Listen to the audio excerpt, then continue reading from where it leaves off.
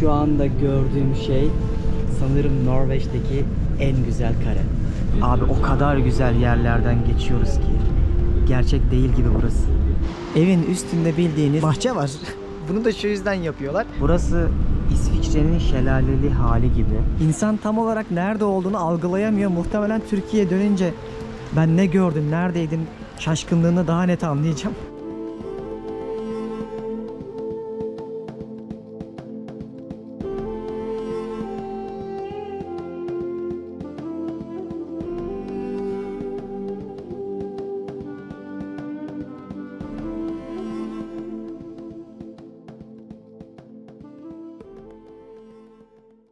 Günaydın. Şu anda artık Norveç'in en güzel bölgelerinden bir tanesi olan Flam'a gidiyoruz. Otobüs yolculuğumuz başladı. O kadar güzel yerlerden geçiyoruz ki videonun açılışını yapmayı dahi unuttum. Özellikle fiyortların yamaçlarından gidiyoruz. Şöyle kocaman bir vadi düşünün ama adamlar buralara yol yapmışlar. Bildiğiniz dağın içerisinden binlerce tünel kurmuşlar ve bütün fiyortları, bölgeyi birbirine bağlamışlar ki arazi olarak da Türkiye'nin yarısı kadar bir coğrafya aslında Norveç. Öyle küçük bir ülke değil. Şimdi gideceğimiz yerin de ismi Flam bölgesine gidiyoruz. Orada dünyanın en uzun fiyortlarının başladığı yeri de göreceğiz.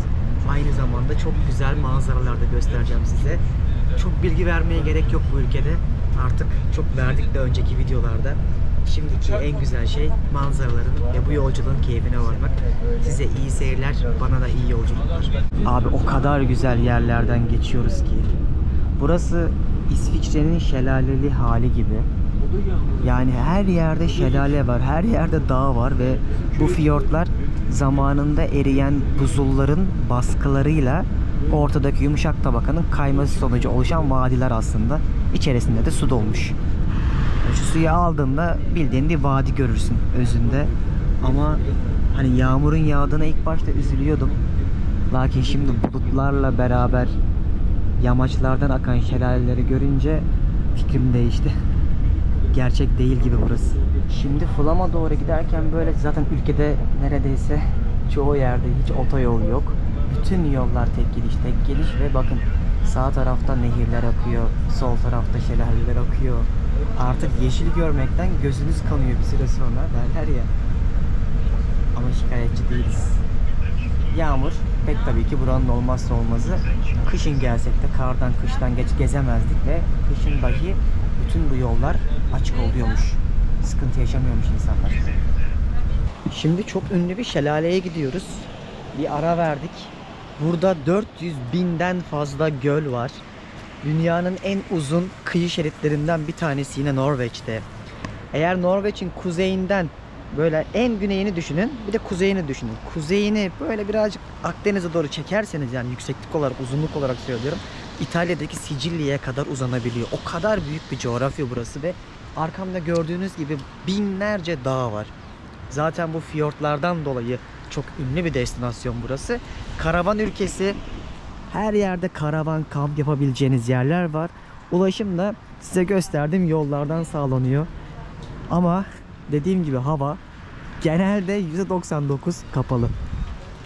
Ve size çok enteresan bir şey göstereyim. Bakın evin üstüne, farkı anladınız mı? Evin üstünde bildiğiniz bahçe var. Bunu da şu yüzden yapıyorlar. Bu bir aslında izolasyon sistemiymiş eski dönemlerden beri gelen. Kimi evlerin çatılarında ağaçlar var. Ama arka taraftaki yeni nesil evlerde yok. Muhtemelen bunlar zaten yalıtımlıdır. Ama bu şekilde olan da hala günümüzde Norveç'te binlerce ev var. Sanırım benzerleri falan İzlanda'da da var. Fotoğraflarda görmüştüm birkaç kez. Burada canlı canlı şahit olmak çok enteresan. Bildiğin evin çatısında bahçe görüyorsunuz. Şu anda gördüğüm şey sanırım Norveç'teki en güzel kare.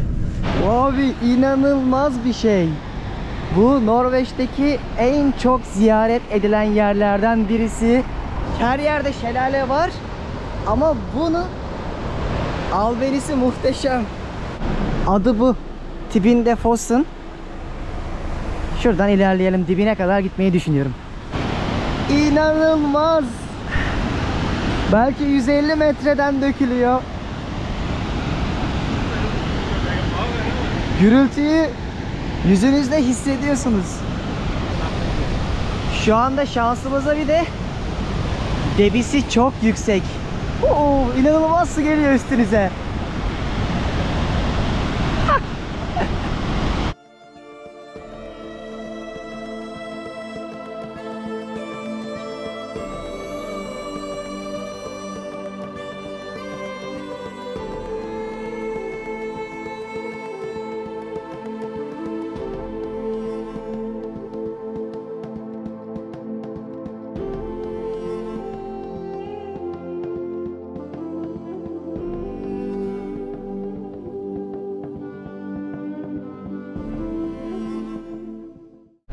Abi şelale manzarası muhteşemdi. Yine yollara düştük.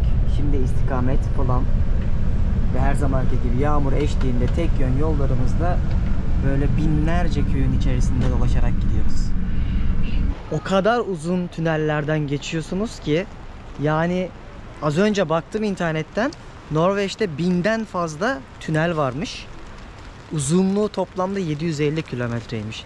Bazı az önce geçtiğimiz tünellerden bazıları 11 kilometre uzunluğundaydı. Hatta dünyanın en uzun tüneli yine burada değil mi abi? Evet, kaç 26 kilometre. Onu da Oslo'ya giderken göreceğiz. Şimdi plandan sonra ondan geçeceğiz. Ya inanılmaz güzeldi yani, manzaraları da gösterdim size. Şimdi bulutların gölgesinde Flam'a geldik.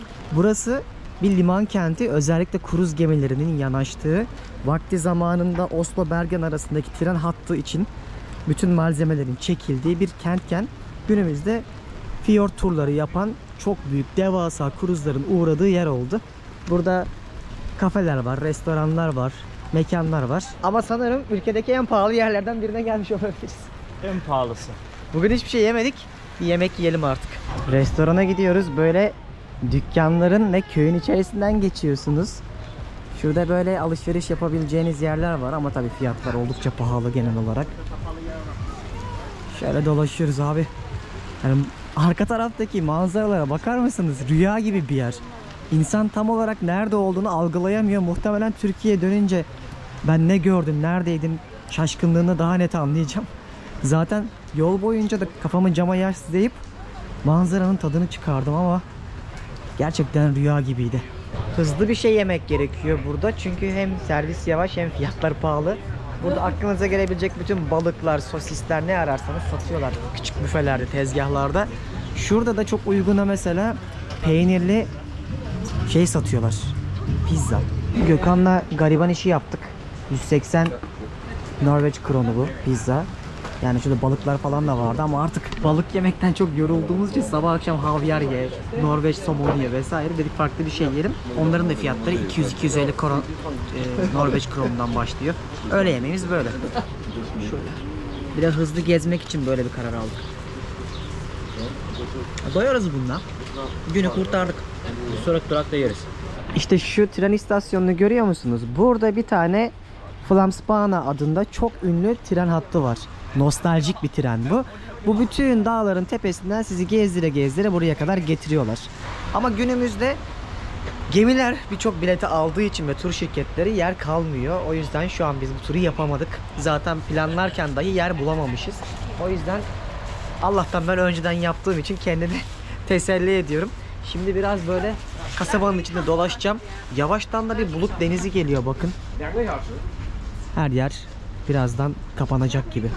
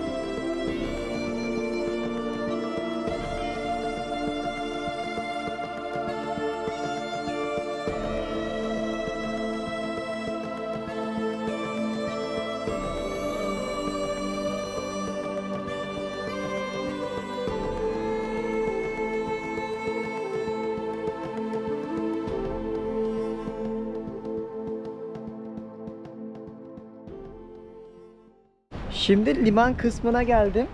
Şurada oteller vesaire, gar var arka tarafta. İnsanlar böyle küçücük evlerde yaşıyorlar. Az önce de drone uçurdum. Çok da keyifliydi. Yavaştan siste gitmeye başladı bulutlar. İnanılmaz bir yer. Gerçekten rüya gibi bir yer. Hayatta bir kere görülmesi gereken yer. İsviçre'de de benzer coğrafyaları görmüştük ama İsviçre'de eksik olan şey şelaleydi. Buranın şelaleleri bir başka bir hava katıyor gezerken.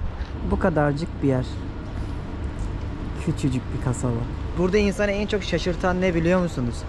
Dünyada zamanında çok fakir bir ülkeyken Norveç'in buldukları petrolü sosyal devlet ve halkın refahı için barını yoğunu verip şu an dünyadaki en zengin, kişi başı gelir olarak da en adil ülkelerden bir tanesi olması.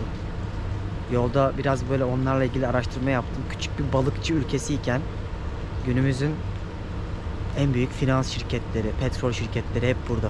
O yüzden doğanın da kıymetini biliyorlar aynı zamanda ve birçok yerde şelale akıyor ya, insan şeyi düşünüyor. Hani bu şelaleler akıyor da burada selmel oluyor mu diye düşünüyorsunuzdur. Olmuyor abi çok fazla. Çünkü yolunu, yani akan suyun yerini, ne bileyim yolların yapılarını işte engellesin diye yasak binaları ya da işte ormanların katliamına izin vermedikleri için o su zaten milyonlarca yıldır aynı hizada akmaya devam ediyor. Neyse, sosyal mesajımızı da verdik. Hadi gelin bir kahve için. Az önce kahvemi de almıştım. Şöyle bir kahve 660 Norveç kronuna. Buradan ayrılıyoruz. Yine harika manzaralar eşliğinde.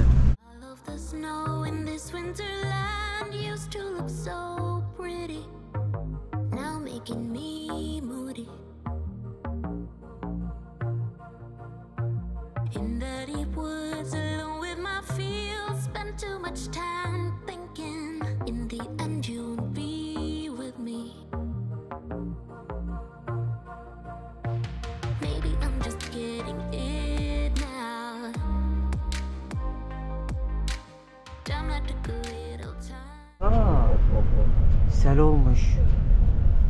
Yerleşim yerleri suyun altında kalmış şurada. Ama normal değildi abi bu yağmur. Durmadı ki abi yağmur. Şimdi orada yolu kesmişler ama bakalım.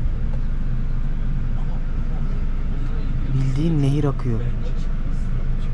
Demek ki biraz daha yağsa yolda kaldık. Ya. Norveç rüyası. Çekiyor. Kaptan şey. O da ilk defa gördü.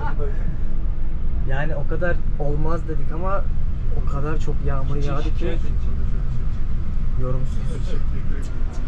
Otobüsümüz yüksek Allah'tan.